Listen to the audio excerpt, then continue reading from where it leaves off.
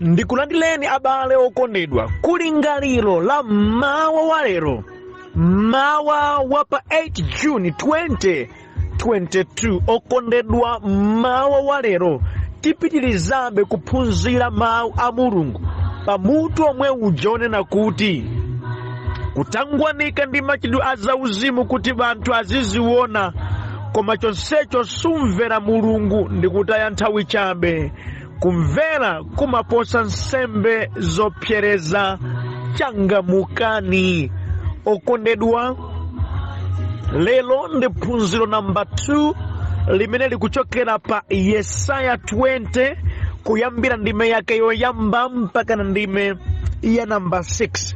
Mawu a Mulungu mchichewa cha lero akuti, mchaka chimene mkulu wa nkhondo wotumidwa ndi mfumu ya ku Asiriya anabwera ku Asidodi ndi kuthira nkhondo ndi kuwulanda, nthawi imeneyo Yehova anawuza Yesaya mwana wa Amozi kuti, pita kavule chiguduli ndi sapato zako.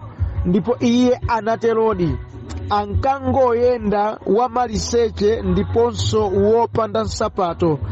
Kenaka Yehova anati, monga momwe mtumiki wanga Yesaya wakhala akuyendera wamaliseche ndiponso wopanda nsapato kwa zaka zitatu ngati chizindikiro ndi chenjezo kwa dziko la Igupto ndi Kusi, momwemonso mfumu ya ku Asiriya idzatenga ukapolo anthu a ku Igupto ndi a ku Kusi, anyamata ndi okalamba. Iwo adzakhala amaliseche ndi opanda nsapato, matupi wawo ali pa mtunda. Zimenezi zidzachititsa manyazi a Igupto amene ankadalira Kusi, ndiponso amene ankadzitukumula chifukwa cha Aigupto adzakhumudwa ndi kuchita manyazi.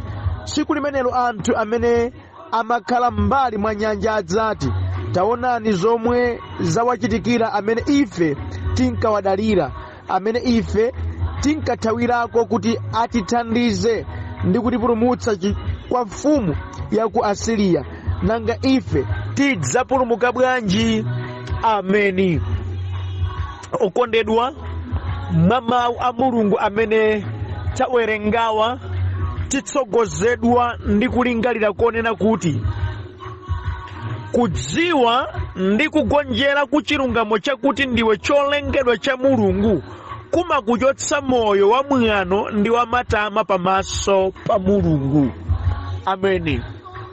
Ukadziwa munthuwe kuti ineyo ndine cholengedwa cha Mulungu, ukadziwa ndi kuvomereza mkati mwako kuti ndine munthu chabe, ndi chimene Mulungu adayika pa moyo wanga chimenechi, suchita matama mwa njira ina iliyonse moyo wako. Ayi, umakhala munthu wodzichepetsa, umavomera chimene wokulengayo amafuna pa moyo wako. Ameni. Koma ukapanda kulandira chimenechi, ukamakhala ngati nawenso ndiwe wanzeru, ukamadzitenga ngati nawenso ndiwe wamphamvu pawekha, umayamba moyo kamwano. Modi ndimati ndinene pano, anthu ambiri amene amakula mtima pa nkhani yomvera Mulungu nchifukwa chonena kuti iwowo adadzikakonso ngati ngamphamvu pawokha, adadzipatsa kampando pawokha, amadzimva ngati kuti ali nkena kake kopanga contribute pa nkhani ya Mulunguyi. Ayiwala kuti ndi cholengedwa cha Mulungu, ayiwala kuti ndatumiki chabe a Mulungu.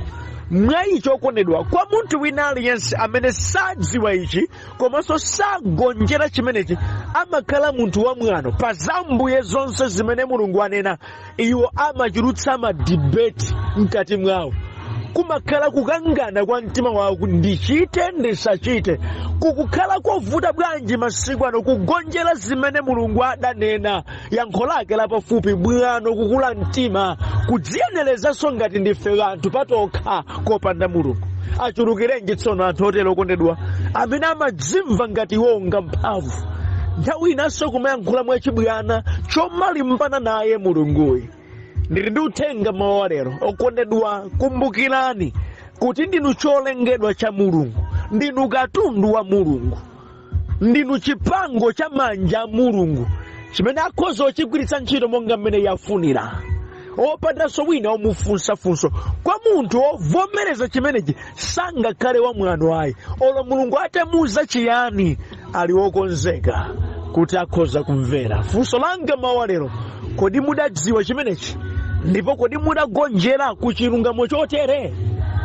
Mukadakhala kuti mudagonjera simudakamachita mwano. Ndipo chizindikiro chakuti munthu yadagonjera ku chilungamo chimene ndikuchiyankhula pano pachi ndiko kumvera kumene munthu yamaonetsa kwa Mulungu, kumvera kwake kwa mthunthu, kopanda makangano, kopanda magayigayi. Mulungu akanena iye amachita.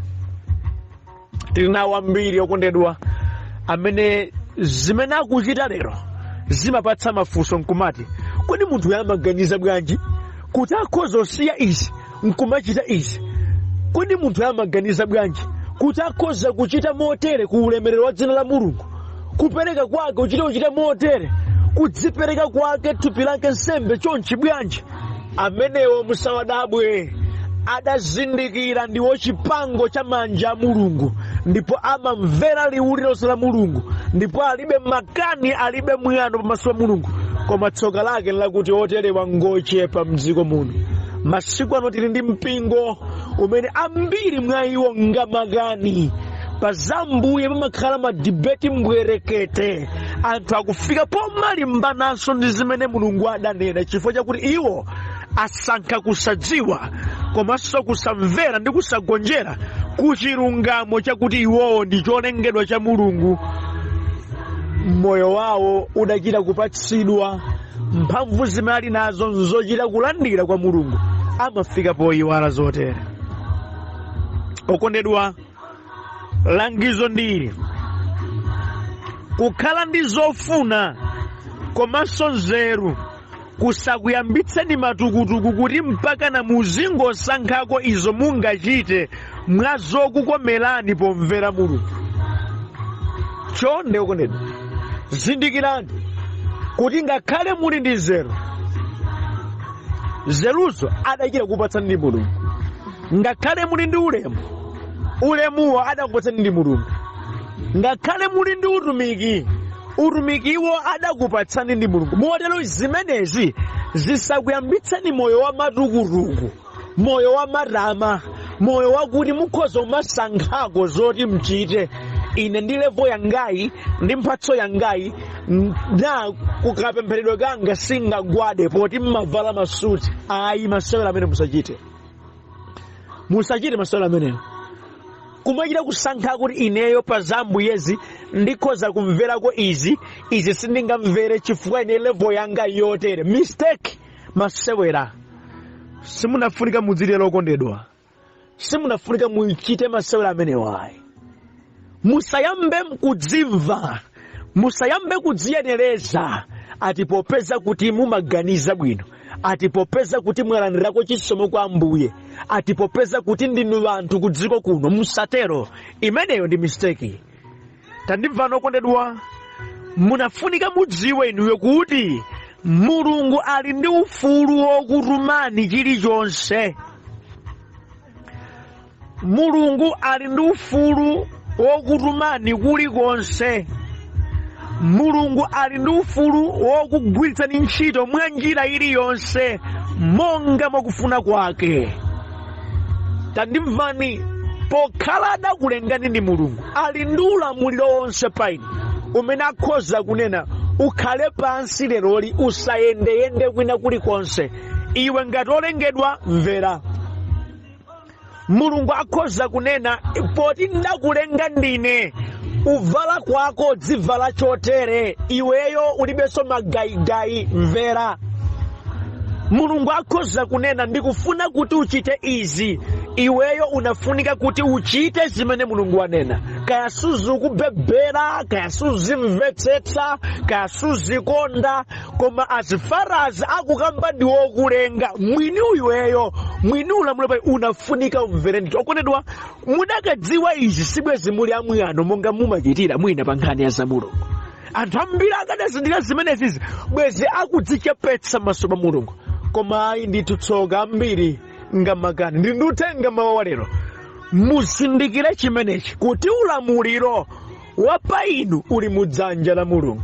Ndipo odala tsono ndi amene ali okonzeka mu mtima mwake kumvera kena kalikonse kamene Mulungu anganene. Phunziro ili cholinga chake nchakuti mukonzekeretse mtima wanu okondedwa, kuti mukhoza kumvera zimene simukuzimvetsetsa zimene Mulungu anena. Zinaso zomati ukamati ukuzimva umakhala ngati kuti mchiwanda choyankhula osatinso Mulungu ayi. Konzekeretsa mtima wako kuti ngakhalenso zimenezo ndidzamvera popeza zatuluka mkamwa mwa Mulungu. Mudaukonzeretsa mtima wanu motero okondedwa kuti kena kalikonse ngati kachoka pakamwa pa Mulungu kaya nkotani kwa ine kaya nkochititsa manyazi kaya ndidzamvera. Mudafika pa mulingo menewo. Mawu lero, mawu amene awerenga chitsanzo cha munthu wodzipereka, chitsanzo cha munthu amene adadziwa ndi kugonjera ku chilungamo chakuti ndiye wolengedwa wa Mulungu. Munthu amene mwano wonse adautayirapo, matama onse adatayirapo. Munthu amene adamvera Mulungu modziwala, mololera kuvala manyazi, mololera kuchita chimene sakuchimvetsa popeza chatuluka mkamwa mwa Mulungu. Ndipo nkadali ndi funso ine lero kuti kodi zimene adachita mkulu ameneyi anthu alero inu mundimva mungachite? Adachita chiyani ndi ndani amene? Yesaya. Nyengo imeneyo ana a Israeli poopa Asiriya adayika chiyembekezo chawo mwa Igupto ndi Akusi osati mwa Mulungu. Ndiye Mulungu akuti inu moti mutaopsezedwa muli ndi nkhawa mungamadalira Aigupto, mungamadalira Akusi, mukulakwitsa kaya amene inuyo mukuwadalirawa ine ndikhoza kuwachepetsa amenewa, ndikhoza kuwachititsa manyazi ina amenewa. Tsono uthenga wanga ndi uwu wakuti amenewa tsiku linali kubwera limene adzayenda osavala amenewa adzachititsidwa manyazi amenewa. Ndipo chionetsero chake chakuti zidzachitika ndigwiritsa ntchito mtumiki wanga Yesaya. Ndiye Mulungu adamuza Yesaya, ndikufuna iweyo ukhale uthenga wanga kwa ana a Israeli, kuwauza kunena kuti asayike chiyembekezo chawo mwa anthu awa popeza ine ndidzawachititsa manyazi tsiku lina. Ndiye zimene zichitike nzakuti uthenga wangawo uchitidwa ndi iweyo, sikuti ukangoyankhula ayi, koma iweyo ndi amene ukhale uthengawo motere.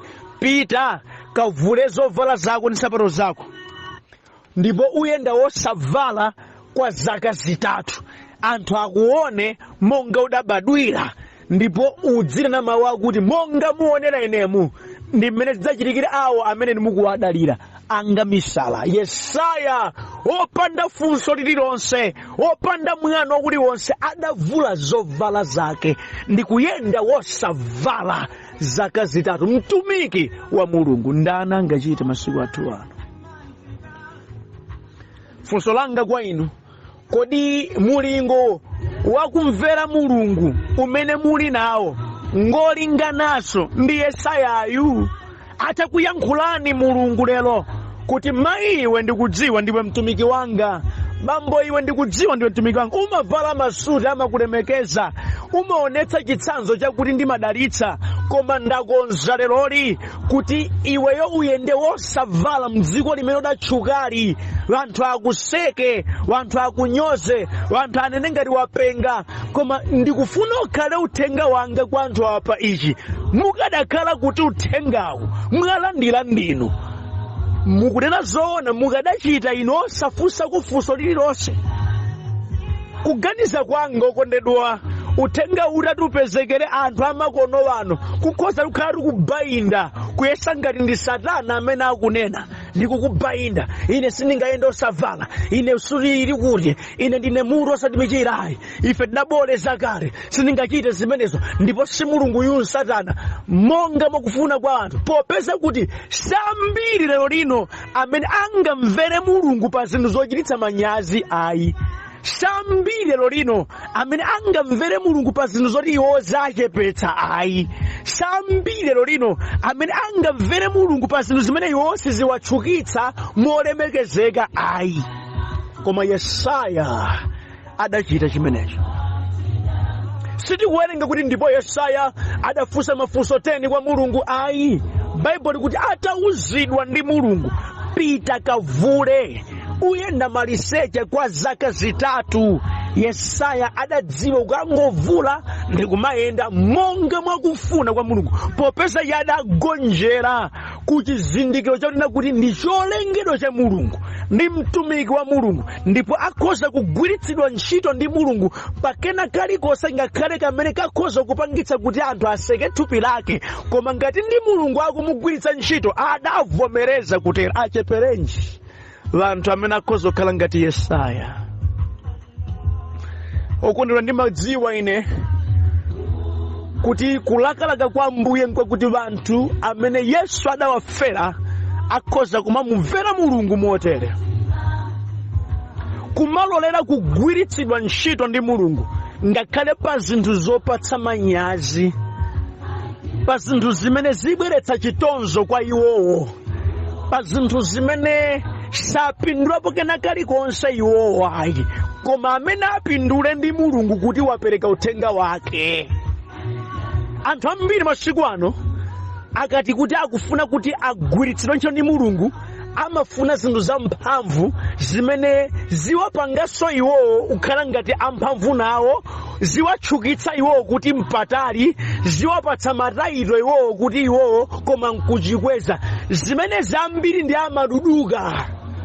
Kukadakhala kuti ndi nkhani yokachiritsa munthu, ambiri akatathamanga ndimvera Ambuye ndipita ndikamuyala manja poti mwalero kuti akachira. Nkhani yakuti mukautse munthu wakufa, ambiri akhoza kududuka ndipita Ambuye ndikagwira bokosilo ndi mphamvu, ndipo munthuyo moti mwati mukamudzutsa ndipita. Chifukwa akudziwa kuti kuseri kwa chimene chikachitikecho iwonso akatchukirapo, akatengedwa ngati opemphera kwambiri, akatengedwa ngati anthu amphamvu kwambiri, akatengedwa ngati anthu odzozera kwambiri, iwo akufuna kusoka elementi kameneko. Koma tamvani apa, mulungu akuti ndanena ndine, pita kavule uyenda wosavala zaka zitatu. Mudziko limene anthu akukudziwa, kaya ndi wokwatiwa, kaya ndi wokwatira, kaya ndi wotchuka bwanji, ndikufuna uyende wosavala. Umenewu ndiye uthenga wanga ndikuupereka. Yesaya pakudziwa akunena izi ndi mulungu adachita. Ndibwereze kufunsa, uthengawu udakati waperekedwa kwa inu mukundimvanu, kuti inuyo poti mmafuna kutumikira tu mulungu pacha, mulungu wakutumani zimenezi mukadachita? Ngati mukukanika zing'ono zomwezi, zopemphera daire zomwezi makani,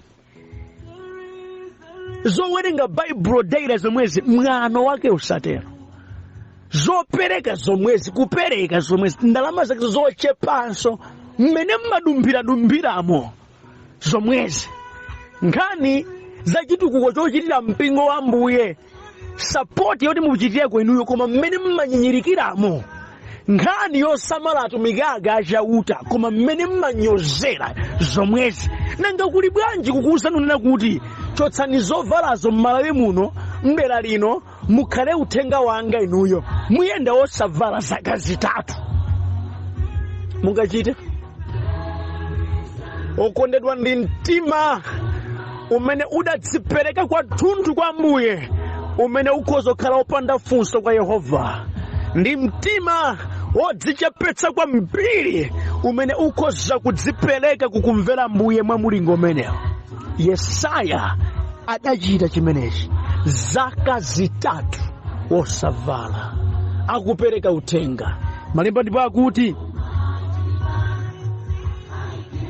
verse number 3, kenaka Yehova anati, monga momwe mtumiki wanga Yesaya wakhala akuyendera wamaliseche ndiponso wopanda nsapato kwa zaka zitatu, ngati chizindikiro ndi chenjezo kwa dziko la Igupto ndi Kusi, momwemonso mfumu ya aku Asiriya idzatenga ukapolo anthu aku Igupto ndi Akusi, anyamata ndi okalamba, iwo adzakhala amaliseche ndi opanda sapato, matupi awo ali pa mtunda. Zimenezi zidzachititsa manyazi a Igupto, amene ankadalira Kusi ndiponso amene ankadzitukumula chifukwa cha Igupto adzakhumudwa ndi kuchita manyazi. Mulungu akumutchula Yesaya mtumiki wake chifukwa chani? Wamvera, wapereka uthenga umene iye amafuna. Monga Yesaya wachita manyazi, monga Yesaya walandira chitonzo, monga Yesaya wanyozedwa chifukwa cha kumvera ine, chamanyazi chachitikachi chidzachitikanso awo mukuwaonawo. Yesaya wakhala chizindikiro, wakhala uthenga wanga. Andatumika ngati lero angamtumikira Ambuye mwa malevonso amenewa. Lero anthu akufuna chionetsero chakuti akuti ndolumbiza ndi Ambuye ndi chuma chimene ali nacho. Chionetsero chakuti ndolumbiza ndi Ambuye ndi zamphamvu zimene zikuchitika. Zomvera izi ayi ndithu. Koma ndimati ndikuwuzani chinsinsi lero, Mulungu amapatsa mphamvu ana wake zokaonetsera ku dziko amene iwo amamvera kotheratu. Sikungakhale kovuta okondedwa kuti Mulungu apereke kudzonza koopsa kwa mtundu ngati wa Yesaya kuti ukaonetsera ulemerero wake, chifukwa akachita zokhazo zimene Mulungu akufuna sakayikapo dzina lawo ayi. Masiku ano anthu amene akuchita zamphamvu nkumeka mayina awowa ndi anthu osamvera ndi osalemekeza Mulungu. Koma munthu ngati Yesayayi omvera Mulungu motere ndi akhale ndi kudzonza koopsa ndimene ndikuzeni Mulungu apindula. Chifukwa chiyani? Iye adzichita zokhazo zimene Mulungu afuna ku ulemerero wa Mulungu osati ku ulemerero wa iye ayi. Ndi omvera Mulungu wokha okondedwa amene akhoza kutchula dzina la Mulungu osati dzina lawo. Anthu onse amene akutchukitsa mayina awowa osati dzina la Mulungu sakumvera Mulungu. Ndi chizindikiro mitima yawo ndi yamakani kwa Mulungu. Chifukwa Mulungu afuna wanthu omumvera kwambiri, kumvera kodziwala, kumvera kwenikweni. Umenewu ndiye uzimu umene Yehova akuyembekeza. Atapezeka oterewa okondedwa, utumiki wa Yehova suvuta. Atapezeka oterewa okondedwa, utumiki wa dzina la Khristu Yesu suvuta. Atapezeka oterewa okondedwa, ndipo ndikuwuzeni matamando ndi malemekezo kwa Mulungu sasowa. Chikutivuta ndi makani kufuna kupanga dzina pa dzina la Mulungu ndi mistake. Ndi uthenga mawu lero sikuyenera ndipo sikufunika kuti mudzipangire nokha dzina pa dzina la Ambuye ayi.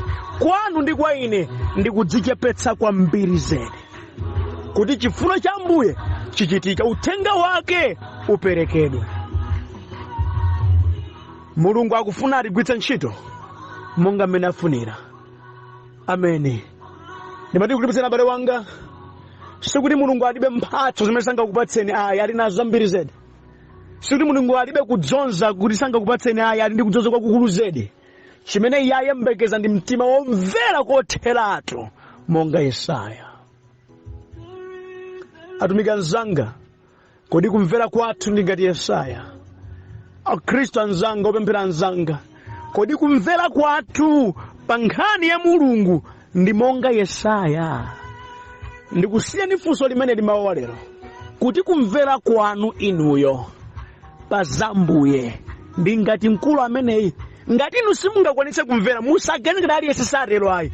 Alipo ena adamvera ndipo enanso akumvera. Alibe debate ndi Ambuye ayi. Ngakhale zina sazimvetsa, zina zimabwetsa chitonzo, koma iwo adasankha ndi kuvomereza kuchitabe momvera Mulungu ndi molemekeza dzina lake. Amenewa pali dalitso lawo ndithu. Ndikadakonda muleke mwanu mumachitawo, mverani chimene Mulungu akunena. Ena alipo adayitanidwa kalekale ndi Mulungu kuti adzitumikira, koma mpaka napono pali madebate ambirimbiri, akukana kusiya ntchito, akukana kusiya apo, akukana kusamuka. Pali zambiri zimene zikuwatsekeleza zambiri zedi. Koma Yehova adayankhula kale, mwana wanga, kufuna kwanga ndikufuna izi, iwo sachita. Ndi ambiri zedi amene Yehova adayitana koma iwo samvera.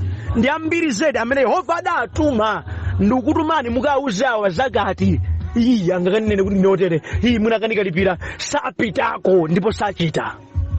Alipo wena Mulungu adatuma kalekale, andiwo amachita kudziwa kuti Yehova adandipatsa assignment iyi yoti ndichite, sachita. Inanga nkachita izizi anthu aziti chani, nkapanga izizi anthu aziti chani. Mulungu nthawi zonse amatha kuyankhula, mwana wanga ndikufuna ichichi upereke kwa uyo apangire izo zanga mu ufumu wanga. Magaiga nkapanga izizi nkhala nchani, nkapanga izi anthu aziti chani, mwina azikake ndimufuna, mwina zonga ndinazengera pa ngongo. Zambiri ndi madibeta ambiri pakati pathu, ambiri zedi. Omakhala ngati Mulungu sati yankhula, koma chonsecho Mulungu amayankhula, wangokhala ndi mwano wathu, wangokhala ndi kusamvera kwathu, ndi kusagonjera. Koma Mulungu chimene akuyembekeza timvere.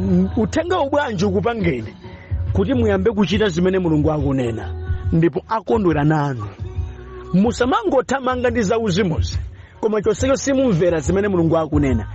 Chonsecho mumachita kusankhamo, ine nchitako izo, iyo nchitako izo, nchitako izi ziyayi. Muli ndi mabiko zilando mbirimbiri. Lekani kutero. Dziperekeni kukumvera Ambuye kotheratu. Chitsanzo tili nacho, Yesaya adachita chotere. Ambuye akulimbikitseni ndi uthenga wotere. Amen.